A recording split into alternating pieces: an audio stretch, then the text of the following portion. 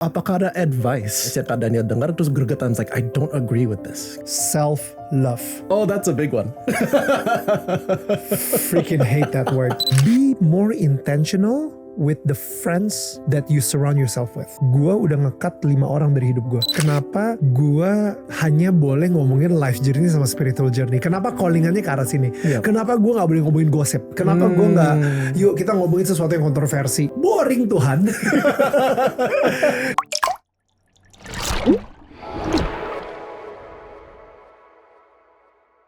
Selamat datang kembali dengan saya Dr. Sandy Oni di Wellspring Conversations, di mana we listen to your stories and answer your questions.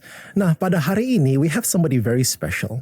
Dan menurut saya di seluruh Indonesia jarang sekali ada seseorang yang bisa dibilang needs no introduction. Tetapi I feel that this man, this wonderful man next to me adalah seseorang that needs no introduction. Please, I'm really glad to have you, Kak Daniel Mananta. Thank you, Sandy. Sorry, panggilnya Dok atau Sandy? Oh, anything is fine. Sandy juga apa-apa. Kalau misalnya gue ngomongnya Sandy gitu, dia bakal bilang, gila, gue sekolah bertahun-tahun cuma dipanggil Sandy. No, call me doctor, please. I mean...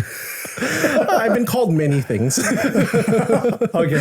Yeah. So Sandy will be a good one, ya? I think that's fine. Hey, thank you so much for inviting me here. Ini something yang menurut gue lumayan menarik ya, karena gue jarang banget di interview soal mental health gitu, from a mental health perspective. And that's probably the reason kenapa gue pengen datang sini juga gitu ya. Dan ternyata baju gue itu udah sesuai sama tema ruangan ini ya. I love it. You fit right in. Yeah, exactly. I fit right in. Yeah, gimana? Yeah, I'm really happy to have you. Dan memang we really appreciate bahwa Kak Daniel, you've probably interviewed tens or hundreds or even thousands of hours kepada orang lain gitu. Right. Tapi hari ini we want to get to know you more. Satu hal yang I'm quite curious adalah versi on cam versus off duty-nya Kak Daniel.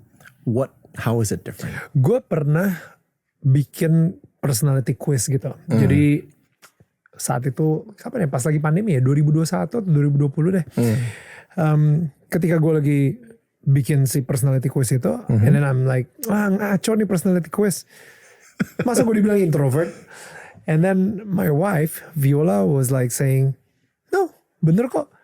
Lo kalau misalnya di rumah emang introvert. Cuman kalau misalnya di luar begitu on cam, itu langsung jadi extrovert. Wow. So, I realize kalau nggak tahu ya, apakah ambivert itu kata yang tepat untuk ngedeskripsiin gue, tapi what I know is the extrovert part of me is VJ Daniel acting, right? Yeah. Like just to entertain as the entertainer. Tapi kalau misalnya di rumah, the off duty me is like just quiet, introvert. Gue nggak terlalu suka banyak ngomong gitu, and trying to really just enjoy the moment, dan jarang ngeliat handphone, suka baca buku, and that's the off duty me. Do you need preparation? Butuh waktu preparation gak kok ketemu orang baru? For sure, man. Dan it's draining. Jadi ternyata the best definition yang gue pernah dengar soal apa sih bedanya antara introvert sama extrovert. Extrovert kalau ada orang lain dia jadi energized. Introvert kalau misalnya ada orang lain dia jadi drain. Dan gue ngerasa gue adalah introvert karena ya gue sering drain banget aja kalau misalnya ketemu orang baru dan lain-lain. Walaupun ya seorang extrovert itu bisa pendiam ternyata. Yep. Karena ada orang di tim kita gitu namanya Panji. Dia gila pendiam banget, tapi ternyata dia extrovert. Karena setiap kali, tapi setiap kali dia muncul kata-kata yang keluar dari mulut dia itu pasti lucu, bikin kita semua ketawa gitu. Tapi diem gitu, yang kayak nggak banyak ngomong, kayak mungkin kalau balas WA juga paling cuma 1 kata 2 kata gitu. Tapi ternyata dia extrovert. So There you go. Yang sekali orang biasanya yang diam gitu, tapi sekali ngomong itu kayak bermakna gitu. Either it's funny atau it's meaningful. Yeah, exactly. Yang ini lucu sih. Dan dia ternyata dia sampai hari ini gak pernah nonton bioskop sendirian. Kalau gue justru lebih suka nonton bioskop sendirian, gitu. Like walaupun si mbak-mbaknya very judgy ya. Untuk berapa orang kak? 1 orang. Just one. 1 orang. Sih, lu kayak kita. Anyway, That's hilarious. So aku pengen tahu, what do you do to recharge after a long day? Gue pernah baca kalau nggak salah if you work with your mind, then you need to recharge with your hands. Tapi if you work with your hands, then you need to recharge with your mind. Okay. Jadi kalau misalnya lo emang banyak bekerja dengan tangan gitu ya, berarti untuk lo nge-recharge lo baca buku gitu. Tapi kalau misalnya lo orang kreatif, berarti untuk nge-recharge lo breaknya justru dengan tangan dan lain-lain gitu. Jadi itu dia kenapa gue lari itu menurut gue recharge buat gue. Berlari, well berarti bukan dengan tangan tapi dengan kaki gitu ya. Sama main piano actually. Gue not many people know this. Mereka gak ngira kalau gue bisa main piano, dan kalian bener gue memang gak bisa main piano. Tapi gue punya aplikasi ya namanya kayak Simply Piano gitu, dan akhirnya gue udah main piano dengan si Simply Piano ini aja gitu, untuk bener-bener itu nge-recharge gue banget gitu. Yeah, I think that's one of them. Doa for sure, nyalain lagu worship dan habis itu sambil doa puji-pujian, itu juga salah satu cara untuk gue nge-recharge. And the most effective one, take a nap. Itu yang paling efektif banget. Kayak kemarin gue lagi nemenin anak gue main bola, gue ngelipir ke mobil, tuh power nap, perfect. Well, that's fantastic. I'm glad you played the piano because we actually haven't. I'm just kidding. No, don't.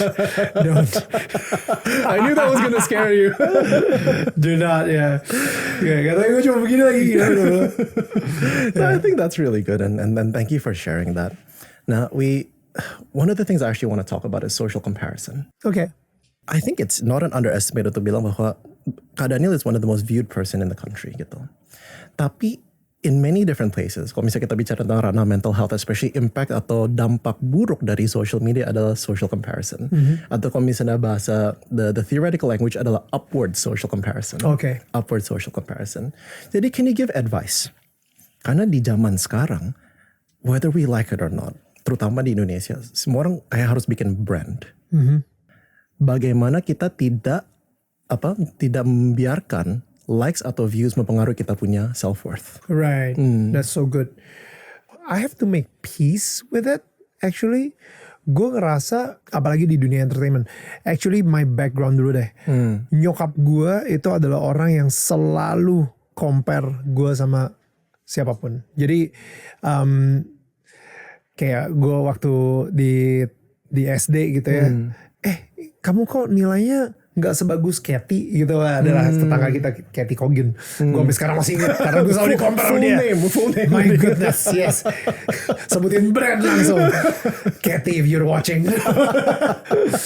No, jadi dia selalu bilang, iya si Katy bisa ranking 3, kok kamu cuma ranking 4? You know, abis itu, kamu kok kalau misalnya ada temen mami masuk kamu nggak sapa, lihat dong anak temen mami, Patrick. Dia kalau misalnya ini, halo tante.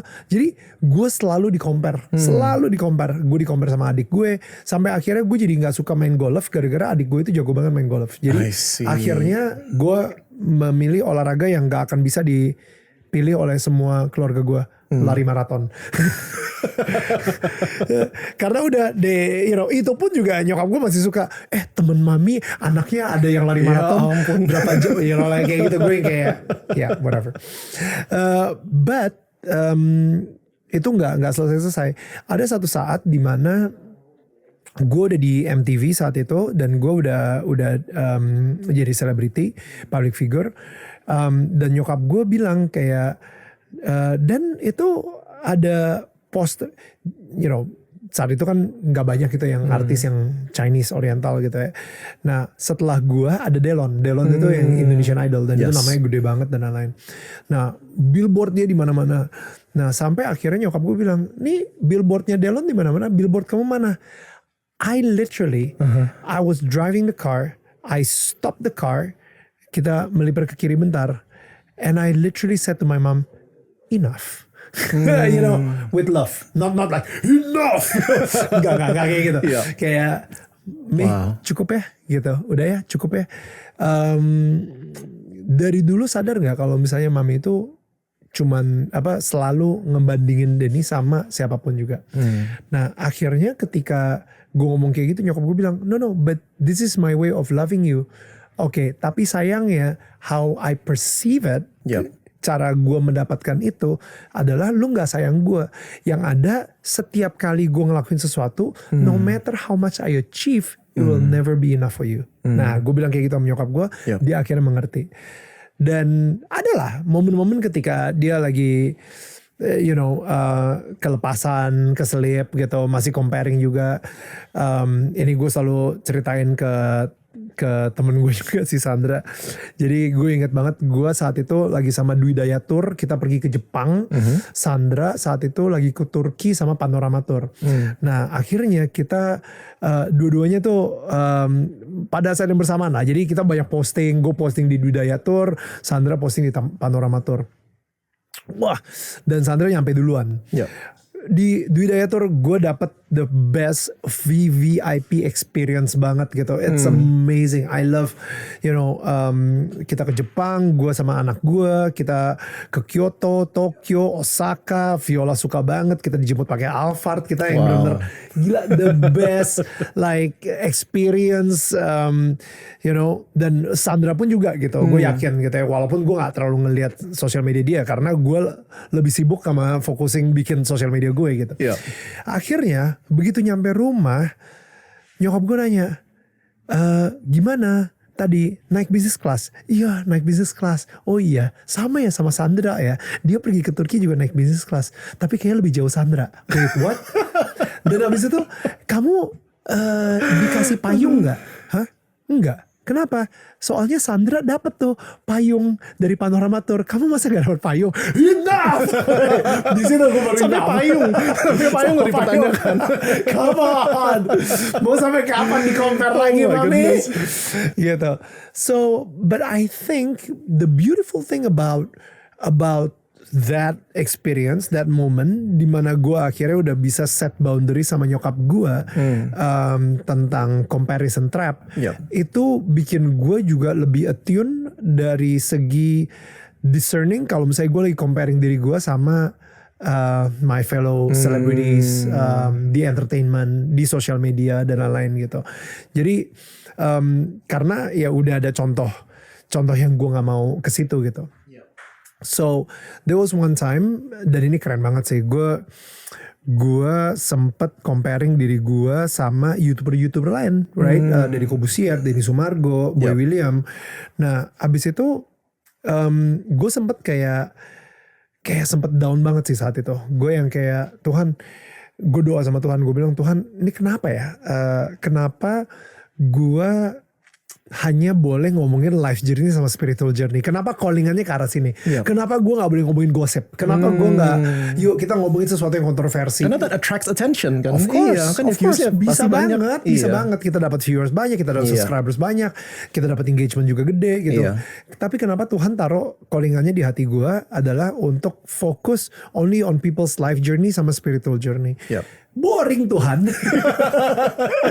Gak semua orang gitu sefrekuensi ini gitu, dikit banget gitu. Nah, and then waktu gue lagi baca Alkitab saat itu, kebetulan gue lagi baca versi The Message yang translationnya, dan di situ ada satu tulisan tentang Daud ketika dia lagi disuruh setan untuk bikin sensus. Nah ini sesuatu yang aneh banget menurut gue. Apa salahnya dia bikin sensus? Nah tapi ternyata ada sebuah khotbah yang bilang kalau misalnya Daud itu milih sensus karena dia lagi insecure sama arminya dia, militernya dia. Jadi dia pengen ngebandingin sama militernya negara sebelah, apakah militer dia itu lebih kuat atau enggak. Makanya akhirnya dia bikin sensus tersebut. Dan itu dosa besar banget karena Daud yang menang lawan Goliat cuma dengan batu kecil dan katapelnya, sekarang tiba-tiba insecure dengan militernya dia gitu. Yang Tuhan benar-benar ngasih banget dan Tuhan pun berperang untuk dia gitu. Jadi kayak kok lu bisa se-insecure ini? Nah, Tuhan marah banget. Dan di situ Daud ngomong di versi The Message, God, I am so sorry that I've trusted the statistics more than I trust in you. Gila sih. Oh, that's deep. It's deep. Kayak karena di terjemahan lain gak ada satupun yang ngomongin soal statistik. Hanya di terjemahan The Message itu, dan kebetulan hari itu gue lagi baca cerita tersebut. Ketika dia ngomong soal statistik, itu tiba-tiba kayak Tuhan ngedownload di gue, dan ada di hati gue itu ada kayak, gue bilangnya Roh Kudus gitu ya, yang taruh di hati gue, bilang kayak, Neil, tahu nggak kalau misalnya statistik itu bisa lu beli?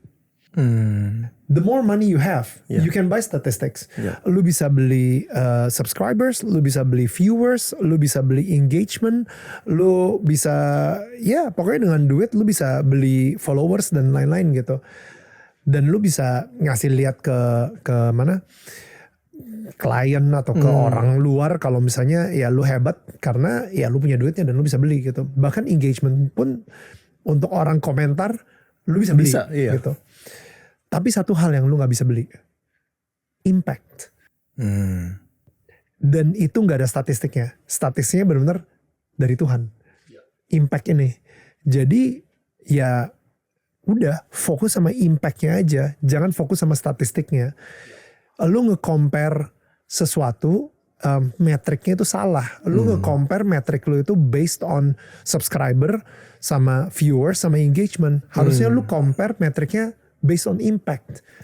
Dan don't worry, your YouTube channel itu punya impact yang luar biasa banget di mata Tuhan. Amazing. You know, mungkin bukan di mata manusia ya, tapi di mata Tuhan. Jadi I think itu yang benar-benar bikin gue have peace untuk tidak lagi nge-compare diri gue dengan yang lainnya.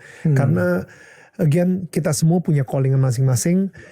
Akan sangat bodoh kalau misalnya gue nge-compare, gue lagi lari nih ya di jalur gue, dan habis itu gue ada ngelihat ada orang lagi lari di jalurnya dia, dan gue compare diri gue sama dia, padahal gue udah lari 12 kilo, dia mungkin baru lari 1 kilo. Jadi larinya masih kenceng banget, tapi gue udah larinya udah empot-empotan gitu misalnya.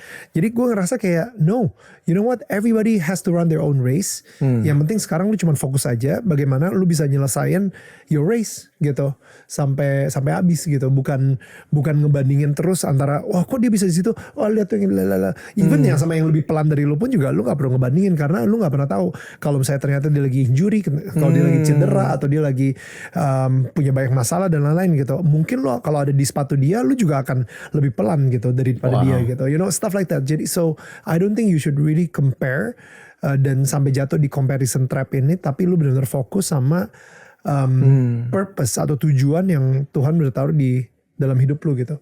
Gitu sih. I think that's fantastic. Dan aku mau tanya, apakah ini sekali dapat revelation terus beres, atau does it come back and kita harus fight it off again and again and again for you? Of course, gue selalu bilang ya, kalau misalnya gue lagi dalam posisi sehat, secure, dan gak capek, gak kurang tidur, wah itu aman banget.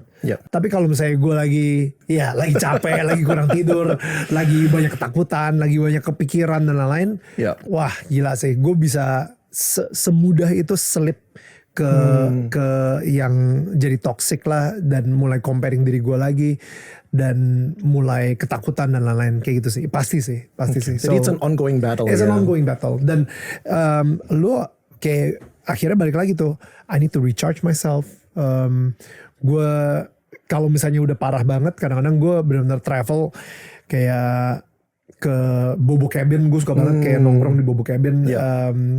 Dan gue benar-benar kayak cuman udah ngeliat kebun teh, jalan di situ, handphone gue matiin, dan itu benar-benar nge-recharge gue banget juga gitu. Jadi penting ada waktu we turn off our phone, off notification, benar-benar just be in the present ya. Gue seminggu sekali selalu. Gue seminggu sekali, dan ini banyak orang yang bilang, gila Neil, kok lu bisa?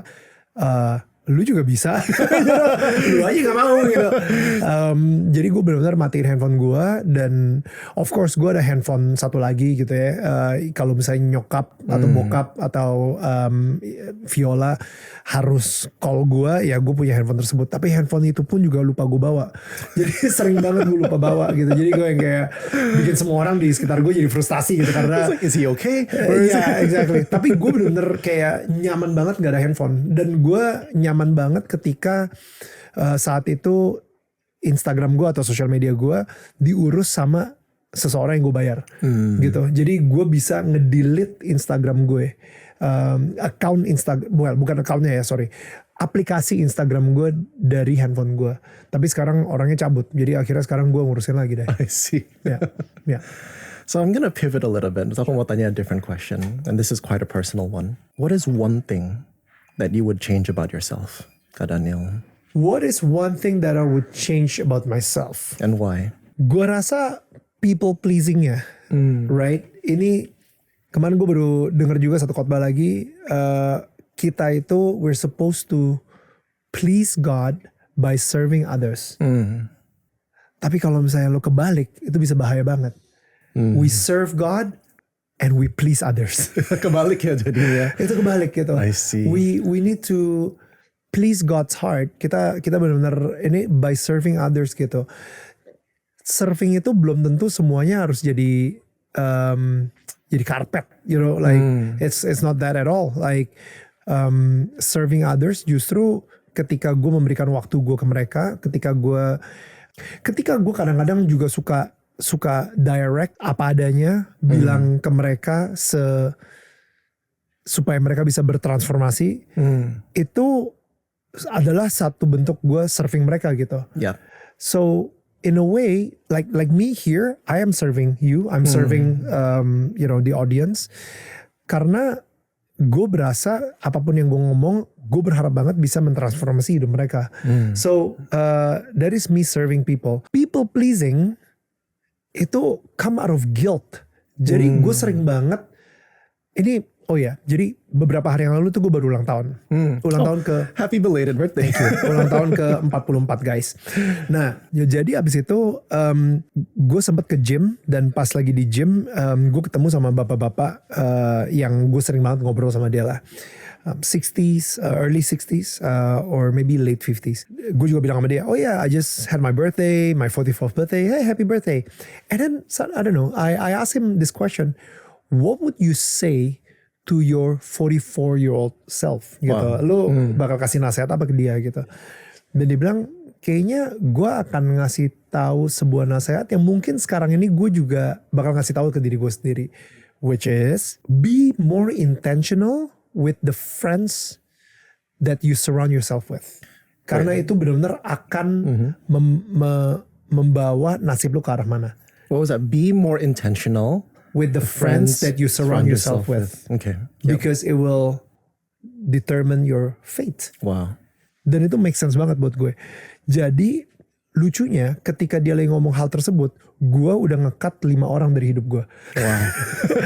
Nge-cut tuh bukan artinya ngeblok ya. Yep. Tapi nge-cut itu artinya kayak yang tadinya gue invested, kayak gue telepon sama mereka 1 jam, gue nanya sama mereka apa kabar dan lain-lain. Gue bener-bener kayak ya ajak ngobrol dan lain-lain. Sekarang nih gue udah gak ngelakuin itu. Jadi gue benar-benar sebisa mungkin cuman ngasih 1 atau 2 kata aja. Oke, good job, bye. Jadi memang some people belong in our inner circle, some people belong outside. Correct. And it's okay. Yep. Sehingga kenapa? Sehingga gue punya waktu terbuka untuk be intentional dengan orang-orang yang gue pilih untuk membawa gue to the next level of my life, the next season of my life, untuk gue naik kelas kayak gitu. Jadi itu sih yang menurut gue, karena orang-orang yang gue cut ini adalah orang-orang yang udah 7 tahun terakhir ini problemnya sama terus.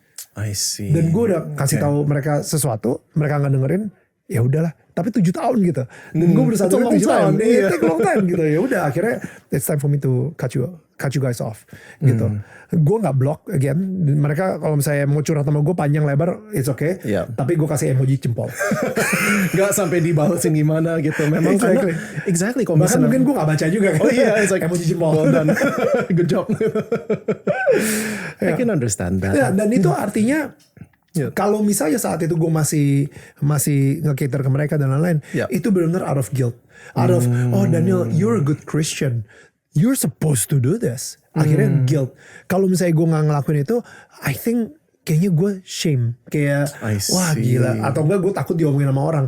Si Daniel tuh di podcast dia ngomongnya gini segala, tapi emang gue, stuff like that. Yep. Padahal menurut gue baik atau gak baik pun dia akan terus ngomong tentang gue ke orang lain gitu. Doesn't make a difference. It doesn't make a difference, if he or she is a jerk, then they're a jerk gitu, what can we do about it? Jadi akhirnya gue ngerasa ya udah, it's I need to stop this people pleasing stuff based off guilt, based off fear fear kalau misalnya takut diomongin sama orang lain, atau guilt karena takut gue ngerasa gue bukan orang yang baik. Yep. So I need to cut that off. That's the one thing that I want to change about myself. I think that's amazing. Dan menurut Kak Daniel, apakah people pleasing ini dan the social comparison yang Kak Daniel ngalamin dari kecil, is that similar roots you feel? For sure. People pleasing itu karena lack of boundaries. Jadi ada bukunya judulnya Boundaries. Dia bilang kayak orang-orang yang waktu kecil itu nggak bisa terima no sama tidak boleh mengucapkan no atau kata tidak, itu akan mempunyai problem sama boundaries dan mereka become people pleasing. Jadi ketika gue ngomong enggak ke nyokap atau bokap gue, mereka akan langsung bilang, how could you? Gue bokap nyokap lo, dan lo bilang enggak. Gue yang gedein lo, lo ngutang begitu banyak ke diri kami gitu, dan how could you? That's what I perceive, right? Yep. Dan ketika nyokap gue bilang nggak bolehin gue, dan gue yang kayak mau berdebat lah. Yep. Tapi abis itu dia bilang kayak, how could you? Berdebat sama gue. Akhirnya gue jadi gak punya boundaries. I see. Ya kan, karena apa? Karena dari kecil boundaries gue itu udah banyak di di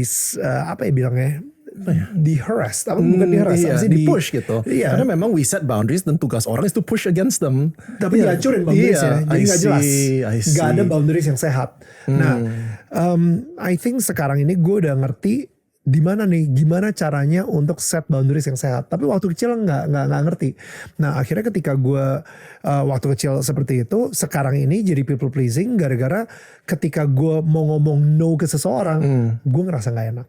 I see. Ketika ada orang ngomong no ke gue ngerasa secara personal hati gue yang lagi ditolak. Padahal mungkin situasi dia yang lagi nggak bisa. Contoh, ketika gue lagi pitch project ke klien, dan habis itu kliennya bilang kita nggak dulu deh. Mungkin kliennya lagi nggak punya duit, right? Mungkin duitnya emang nggak cocok aja, mungkin kemahalan buat mereka. Yep. Tapi yang gue tangkap adalah they just said no, they just reject Daniel Mananta. I see. It became personal. Yeah. Nah itu menurut gue boundaries yang sangat tidak sehat. Kayak gitu. I love that, karena kalau kita nggak bisa set boundaries sama orang, bukan cuman mereka akan take, tapi malah kita juga take things personally. Exactly. Jadi it goes both ways as well. Betul. And I want jadi bagi yang nonton, silakan lihat description bukunya Boundaries by Cloud and Townsend. Terrific book. Menurut saya it's a mandatory read for every person, terutama budaya kita di Indonesia. And so bagaimana kalau misalnya ada yang dengerin, mereka belum pernah berkata tidak. Okay. It's a scary thing. It's big. Kita sekali tinggal di budaya yang memang gak biasa gitu. Bilang gak. What advice would you give? Okay. TITDAK. Tidak. Let's start with that. Terrific. Right? Let's start with that. Okay. Say that lebih sering gitu kan. Dan akhirnya lama-lama biasa kok. It's okay. Cobain dulu sekali dulu aja gitu. Within your circle yang aman dulu aja, yang orang yang lu ngerasa, karena setelah lu ngomong tidak, sebenarnya bukan ketika setelah lu ngomong tidak ya. Justru ketika malamnya, ketika lu nggak bisa tidur gitu, kayak oh no, I just said no. What did I say? Why would I say that? Gitu. Exactly.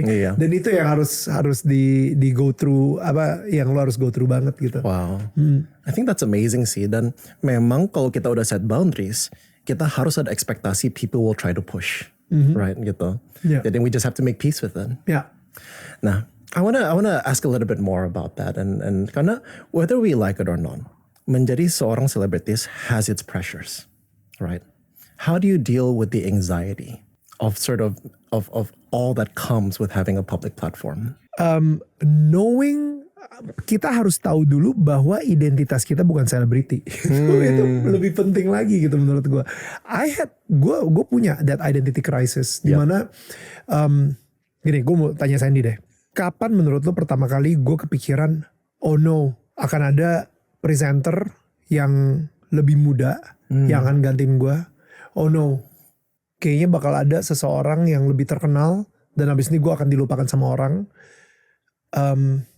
Apakah gue bisa terkenal terus seperti sekarang ini? Kapan kira-kira that thought? Gue mulai di MTV tahun 2003 sampai hari ini di tahun 2025 gitu ya. When do you think Menurut lo kapan gue punya pemikiran seperti itu? Menurut aku nih, Ya, based on the cases I've seen, in 2003. very good, well done. The moment you do your first one, it Yes. comes right after. Absolutely. Banyak orang mikirnya setelah 10 tahun, banyak orang setelah 5 tahun. Gua setelah beberapa bulan. You're right. Jadi setelah beberapa bulan itu gue langsung kepikiran, oke, kayaknya akan ada orang nanti VJ Han tahun 2004 bakal ada lagi dan habis itu gue bakal digantiin. Tapi kita nggak pernah tahu kalau misalnya ternyata karir gue 22 tahun kemudian and still here we are. And gitu even kan. more impactful. And more impactful gitu. Thank God, right? Iya. Nah, jadi balik lagi identitas gue itu berubahnya kapan? Yep. Tahun 2012, which is what 9 tahun ya, 9 tahun setelah gue di entertainment. 9 tahun di entertainment itu gue benar-benar kayak holding on so much to my fame, holding on so much to this identity as a celebrity, holding on so much yang takut banget. Gue bahkan don't mind untuk bikin suatu hal yang kontroversial as long as people still talk about me. Wow. You know, I don't care if they talk about me in good way or bad way, but as long as they still talk about me, I don't care. Nah, jadi di tahun 2012 there's a shift. Kalau misalnya kalian nggak tahu shiftnya apa, just watch other YouTubes, okay? Beneran, there's a spiritual thing, you know, suara gue hilang dan lain-lain.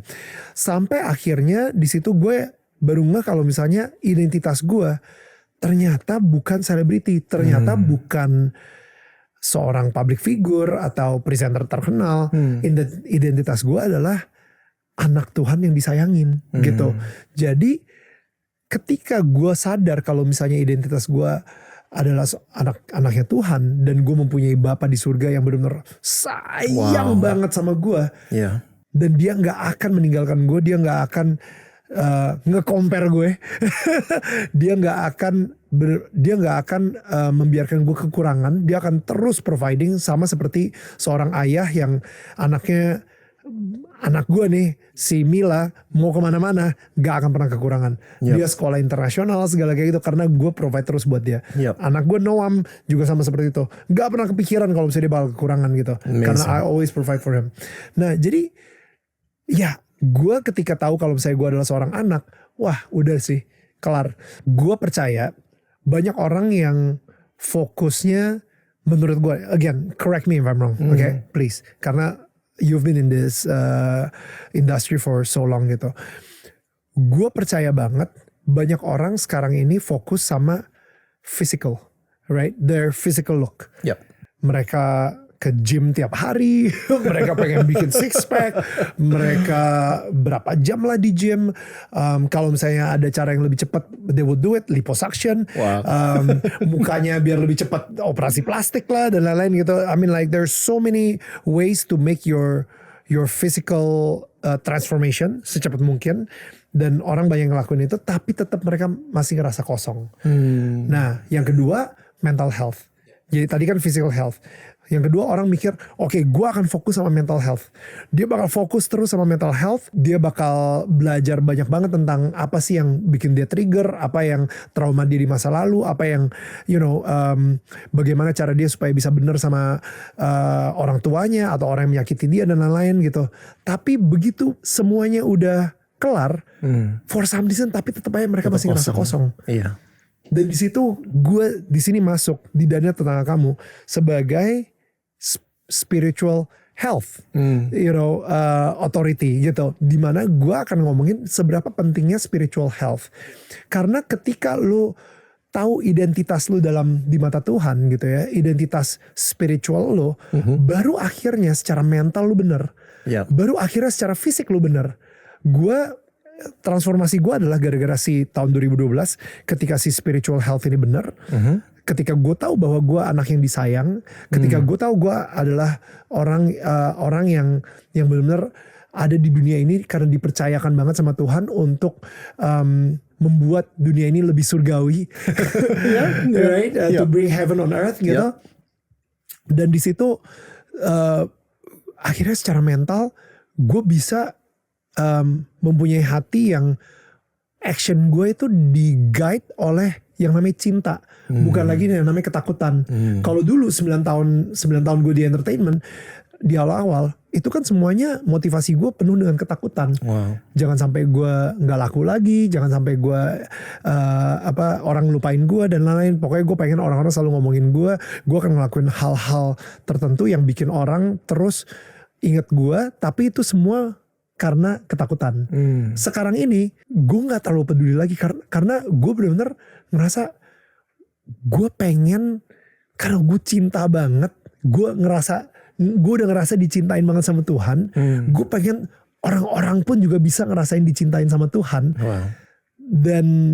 Dan apa ya, gue punya purpose, dan purpose itu akhirnya secara mental bikin gue secure banget and full of love, Yeah. full of joy, right? Sukacita banget gitu. Yep. Dan dari situ akhirnya physical transformation. Gue ngerasa, wah, Tuhan udah ngasih gue this spiritual health dan mental health. Dia ada di badan gue, dan gue pengen ngelakuin ini sampai gue umur 120 tahun gitu misalnya. Jadi gue harus ngejaga banget my physical being gitu. Apalagi Tuhan ada bersamanya banget di hati gue gitu, di badan gue, di tubuh gue. Jadi gue dipercayakan dengan hidup gue yang ini, dan gue percaya hidup itu terdiri atas spiritual, body, mind, and spirit, right? Gitu. Jadi bagaimana cara kita menjaga this body, mind, and spirit? So itu tugas kita di dunia sih, kayak gitu sih. As simple as that. That's amazing sih, dan memang whether we like it or not, I love what you said. Karena sekarang lagi ngetren banget ngomongin mental health. Memang it's my industry gitu. Yeah. Cuman whether we like it or not, mental health yang memang dasarnya di-develop di barat is very individualistic. Padahal kita sebagai manusia, we're all very relational. Yeah. And as you said, spiritual health, kesehatan spiritual memang itu relationship sama sang pencipta gitu. Yeah. And that gives us purpose. Yeah. Dan sekarang kita dalam bidang mental health, dalam psychology, we're beginning to understand that there's more. Yeah.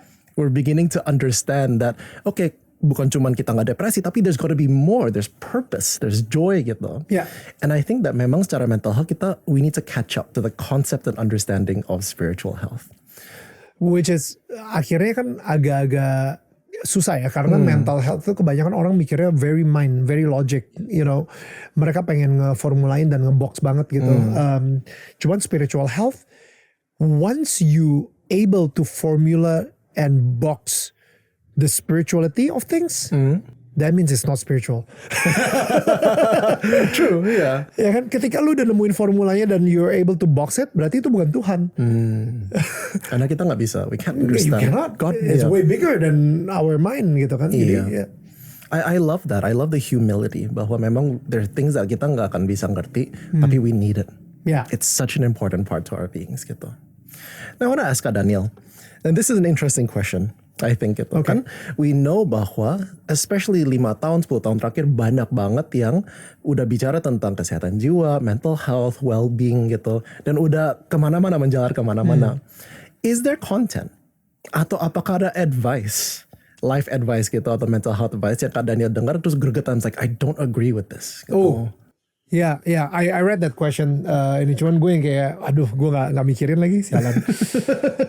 Contoh dong, kasih gue contoh dong. Kayak apa ya? Kayak quote yang bikin lu gergetan juga deh. Oh, aduh Kak, we could spend a whole podcast. Exactly, I don't mind. You know, gue penasaran. For me, yang bikin aku gregetan adalah kita kebanyakan raising awareness untuk mental health dengan orang yang niatan baik, tanpa increasing kita punya capacity to manage mental health issues. Oke.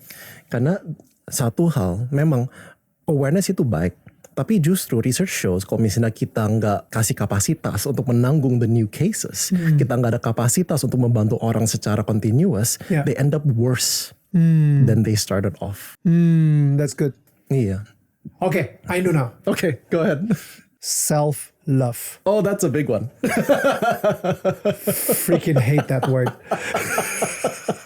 That's a good one, yeah. Love yourself. Oh man, I hate. Bahkan gereja pun juga sekarang bikin itu juga gitu. Kan ada di Alkitab gitu. Yeah. Love God with all your heart, your mind, and strength. Yep. And then love your neighbor as yourself. Yes. Right?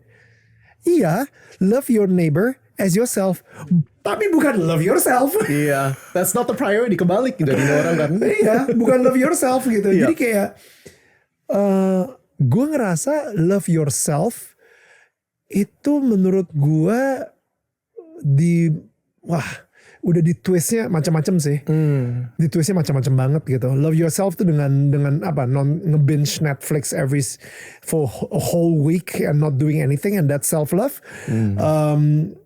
Gak tau kenapa ya, love yourself tuh kesannya jadi you have the license to be lazy. You have the license to be not productive. You have the license to just spoil yourself, splurge on things Tanpa dipikirin tanpa konsekuensinya. dipikirin konsekuensinya. Lo benar-benar kayak love yourself tuh, menurut gue love yourself itu adalah sebuah propaganda atau sebuah marketing message supaya lo lebih banyak spend your money. Itu capitalism propaganda aja menurut gue si love yourself ini. It's not a mental health message. Menurut gue pernah baca buku The Road Less Traveled. Siapa tuh yang nulis? Scott Peck. Yeah. No, something Peck. I don't know. Yeah, I forgot. I think I know what you're talking about. Okay. Yeah. Gue pernah baca The Road Less Traveled dan gue suka banget definisi dia dari self love. Karena menurut dia ketika lu mencintai seseorang, oke? Anggap aja lu mencintai anak lu gitu ya. Dan kalau lu mungkin mencintai pet misalnya, gitu kan, mencintai binatang peliharaan gitu misalnya. Manusia kebanyakan ketika binatang peliharaannya itu lagi sakit dan dia harus ngasih obat 3 kali sehari, dia akan sangat disiplin ngasih 3 kali sehari untuk si binatang peliharaannya. Yep. Tapi ketika dia lagi sakit dan dia harus minum obat 3 kali sehari, suka bolong tuh. You know, ketika gue punya anak, gue pengen anak gue setiap hari olahraga. Gue nggak pengen anak gue ngerokok. Gue pengen anak gue tidur yang benar, secara disiplin. Jam 9 tidur, jam 6 pagi bangun. Gue pengen dia mempunyai hubungan dengan Tuhan yang sehat dan dia rajin ke tempat ibadah dan dia beribadah. Gue pengen anak gue ini, karena gue sayang banget ya sama anak gue nih, karena gue punya niat baik nih sama dia nih ya. Jadi gue pengen dia makan makanan yang sehat dan gak makanan goreng-gorengan atau makanan kotor. Kita sama diri kita sendiri kayak gitu gak? Right? Iya. Sama diri kita kayak gitu gak? Kenapa kalau misalnya tentang orang yang kita sayang, kita ngelakuin itu semua, kita pengen, kita bahkan preach it ke mereka sampai segitu ya, makan sehat, olahraga, rajin ke gereja atau ke tempat ibadah, ke masjid, beribadah, habis itu jangan rokok, jangan minum alkohol. Tapi untuk diri kita sendiri, kita ngelakuin itu nggak? Enggak. Dan itu dia kenapa self love adalah disiplin. Wow, that's a good one. Self love equals discipline. Gitu. Disiplin untuk kita berkembang. Karena kalau misalnya child love, ketika kita mencintai anak kita adalah dengan cara seperti itu, self love adalah dengan cara seperti itu untuk diri kita sendiri. Make sense ya analoginya ya? Dan malah overindulgence is the opposite of that. Overindulgence, betul. Wah, bahasa Indonesia apa tuh overindulgence? Ya kan? Chat, what is the Indonesian for overindulgence? Tapi ya spoiling ourselves gitu. Bahasa Indonesia apa tuh? Memanjakan diri kalian berlebihan gitu kan. Itu tidak self love. Tidak self love. Bukan Itu self love. nggak mencintai diri lu sendiri. Itu adalah salah satu bentuk untuk menyakiti diri lu sendiri. Wow. Jadi gue selalu bilang sama diri gue, ada satu orang pernah ngomong sama gue, Neil, gue ngeliat Instagram lo, apa yang lo lakuin tuh boring banget ya. Ya ampun, ada yang bilang kayak gitu. Bener. Tapi untuk jadi seboring itu, gue tahu it takes so much effort. Wow. You know, untuk jadi seboring itu effort lu benar-benar tinggi banget sih. Karena lu ngelakuin hal tersebut, itu lagi. Gue itu saking disiplinnya ya. Jadi ketika istri sama anak-anak gue lagi di Jerman, 2 bulan nih mereka summer holiday. Yep. Gue tidur jam 7.30 malam guys. Wow. Karena jam 4 pagi gue udah lari gitu kan. Amazing. Jam 7.30, jam 8 gue tidur. Jam, we're talking about introvert gitu. Kayak, I don't mind, I can do that. Jam 4 pagi gue udah bangun, siap-siap. Jam 5 pagi gue udah lari. Jam 6 gue udah kelar gitu. Nah jadi maksud gue, dan itu bentuk disiplin gue. Makan juga gue jaga banget, makan makanan sehat. Tapi kalau misalnya weekend tidak jaga sama sekali. Dan I think ya itu sih bener-bener boring banget. Hidup disiplin tuh adalah hidup yang sangat boring banget gitu. Tapi gue tahu juga kalau misalnya gue in a way ya, ini nggak enak gitu. You know, ada yang pernah ngasih tahu, choose your heart. Lo harus pilih kesulitan mana yang mau lo pilih. I think itu pertanyaan terbaiknya tuh. Untuk bangun jam 4 pagi, untuk lari pagi, itu sulit. Asli sulit. Bangun pagi itu kayak gila, lo lebih pengen selimutan daripada bangun pagi gitu. Itu sulit gitu. Tapi lebih sulit lagi kalau misalnya nanti ketika lu udah umur 70 tahunan, dan lu mau gak mau harus jalan kaki karena lu jantung lu udah ada 2 ring gitu misalnya. Jadi pilih kesulitan mana yang lu pengen punya gitu. Untuk makan sehat gak enak, asli. Tapi daripada akhirnya lu harus makan melalui infus atau apa kayak gitu, dan lu harus makan makanan rumah sakit terus gitu ketika lu umur 80 tahun, ya itu gak enak juga, itu sulit juga gitu. Jadi pilih kesulitan mana yang pengen lo dapatkan gitu. Jadi gue kalau misalnya gue sekarang ini lagi latihan maraton dan lain-lain, itu gak enak banget, ngos-ngosan, capek dan lain-lain. Tapi gue lebih mendingan bisa lari maraton sekarang dan gue bisa jalan secara sehat nanti ketika gue umur 80 tahun daripada gue harus naik kursi roda dan bikin sulit semua orang di sekitar gue dengan ketika gue pergi kemana-mana gue diangkat pakai kursi roda terus. You know what I mean? Like choose your heart. Pilih kesulitan mana yang pengen lo ambil. Kayak gitu sih. Dan begitu juga dengan pernikahan gitu. Aduh gila. Kadang-kadang kita sebagai laki-laki untuk nurunin ego kita itu susah banget guys di pernikahan gitu. Dan gue selalu bilang sama diri gue sendiri, Neil, oke, ego lu mungkin kalah hari ini, tapi pernikahan lu menang. Wah, pernikahan amazing. lu menang. Keren. Sambil lagi saya ngomongnya. Gila, ini lu mungkin ego lu kalah, tapi pernikahan lu yang menang. Luar biasa. Kenapa? Karena emang sulit untuk mematikan ego kita sekarang. Tapi lebih sulit lagi kalau misalnya lu cerai. Dan akhirnya lu gak bisa ketemuin anak lu 24 jam selama 7 hari. Lo harus bagi-bagi 2 harta gono gininya, itu lo sulit banget gitu. So stuff like that, pilih kesulitan mana, karena yang baik buat kita itu kemungkinan besar sulit gitu. Yang enak buat kita itu kemungkinan besar nggak sulit, tapi akan menyulitkan kita di masa nanti gitu. Kayak gitu sih. I think that's good, and sort of we have to close up. We could talk for hours. Yeah, Cuman definitely. I think that's a great message. Choose your heart. Kesulitan mana kita harus pilih, kita mau pilih itu. Karena kita mau set boundaries sulit. Tapi kalau kita nggak set boundaries sulit juga. Betul. Kita mau benar-benar feed ourselves secara spiritual sehingga kita nggak comparison dengan orang lain, itu nggak gampang. Perubahan hati itu nggak pernah gampang. Tetapi kita terus setiap hari compare dengan orang lain itu juga sulit. And so I think that's a great message. Kita choose your heart. Kita mampu kesulitan yang mana. Now for all the people listening, untuk semua orang yang lagi dengar gitu, on the last message, choose your heart.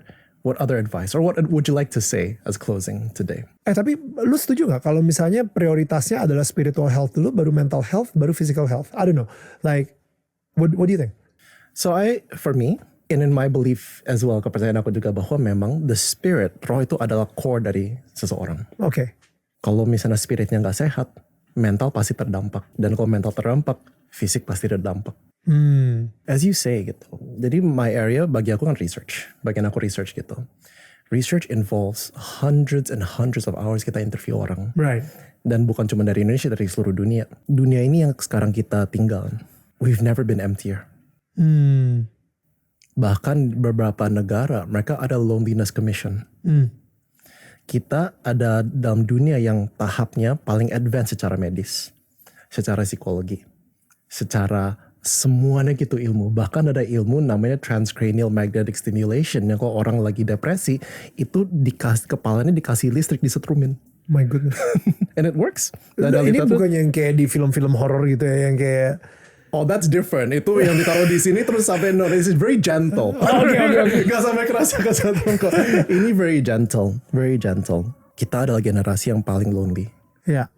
Kita adalah generasi yang paling hampa dan kita adalah generasi yang paling look outside ourselves for identity. Jadi bisa disimpulkan bahwa secara medis we don't have all the answers. Secara research we don't have all the answers. Karena we've forgotten about the spirit. Makanya saya setuju sekali Kak Daniel bilang bahwa memang core kita spirit. Kalau kita nggak ada spirit, we don't have spiritual health. Kita nggak ada purpose. Kalau kita nggak ada purpose, what do we have? Kalau kita nggak ada spiritual health, kita nggak ada identity. Kalau kita nggak ada spiritual health, kita nggak ada values. Kita nggak ada disiplin. That's good. Dan dari sana as a waterfall, we find purpose in parts of our life. Makanya aku setuju banget yang Kak Daniel bilang bahwa prioritasnya adalah spiritual health. More than anything. Itu tadi kita nggak sempat ngobrolin ya soal kita adalah generasi yang benar-benar lonely banget. Padahal we're so connected with social media, right? Mungkin as a closing statement, gue pengen challenge kalian semua dan kalian semua. Ini bukan kebetulan kalian lihat kata-kata ini karena ini adalah sebuah challenge yang mungkin akan mentransformasi hidup kalian. Shut off from your phone 1 hari seminggu. That's it. 24 jam. Kalau misalnya lu ngerasa 24 jam is too overwhelming, start with 6 jam. Oke? Bukan pas lu lagi tidur. Start off with 6 jam. You know, ketika lu lagi bangun, ya udah, gua 6 jam ke depan bener matiin handphone gua taruh di laci. Udah bisa 6 jam, let's go with 9 jam. Udah bisa 9 jam, let's go with 12 jam. Udah bisa 12 jam, let's go with 24 hours. Gitu. Karena seperti yang tadi Sandy bilang juga, kita itu jadi disconnected sama banyak orang karena kita taking connection for granted. Wow. Kita jadinya udah ngerasa ya udahlah, it's just a WhatsApp away atau apapun gitu.